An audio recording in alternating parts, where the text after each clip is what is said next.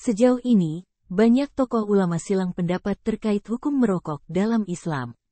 Sebagian mengatakan boleh, namun tak sedikit yang tegas melarangnya. Dilansir dari Hops.id, Ustadz Abdul Somad atau UAS berusaha mencari jalan tengah dengan mengacu pada ucapan sejumlah ahli. Pada salah satu kesempatan, ada jamaah UAS yang bertanya mengenai hukum merokok dalam Islam. Si penanya itu merasa bingung, sebab dia tahu rokok berbahaya untuk tubuh. Namun dia juga menyadari bahwa banyak ulama yang tetap berani menghisapnya. Ini mengenai rokok.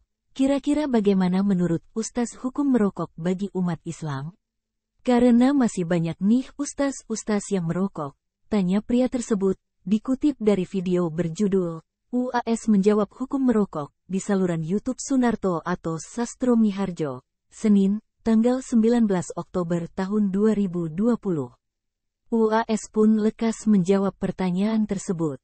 Dia berkisah, dahulu saat masih di pesantren, dia pernah merokok bersama sejumlah temannya. Namun, kini sudah berhenti, lantaran menurutnya lebih banyak kerugian ketimbang keuntungan dari merokok. Sementara terkait hukum, kata dia, mufti atau orang-orang yang menguasai ilmu ushul fikih di Mesir dan Arab Saudi kebanyakan mengharamkan kegiatan merokok. Sementara di tanah air, Majelis Ulama Indonesia, MUI, yang bertindak sebagai pembuat fatwa cenderung melonggarkan hukumnya. Saya sendiri apakah merokok? Tidak, tapi saya pernah merokok. Dulu pas pesantren diajak kawan. Masa kita anak muda enggak merokok? Enggak jantan, sambungnya yang kemudian disambut gelak tawa dari jamaah yang datang. UAS bercerita, saat pesantren dia pernah ketahuan merokok. Imbasnya, dia dan teman-temannya terancam dihukum dengan pukulan serta rambut yang digundul abis. Namun, kala itu dia bernazar kepada Tuhan. Setelah kejadian itu, dia memutuskan berhenti merokok. Sementara pada kesempatan berbeda, UAS secara tak langsung mengaku, agak sulit menentukan hukum merokok dalam Islam. Maka akibatnya, banyak masyarakat awam yang terus bertanya-tanya mengenai kebenarannya.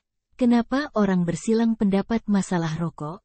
Karena tidak disebutkan di dalam ayat secara teks, tapi ayatnya tidak tekstual. Mana ayatnya? Jangan kau jerumuskan dirimu ke dalam kebinasaan, terangnya mengutip ayat Al-Quran.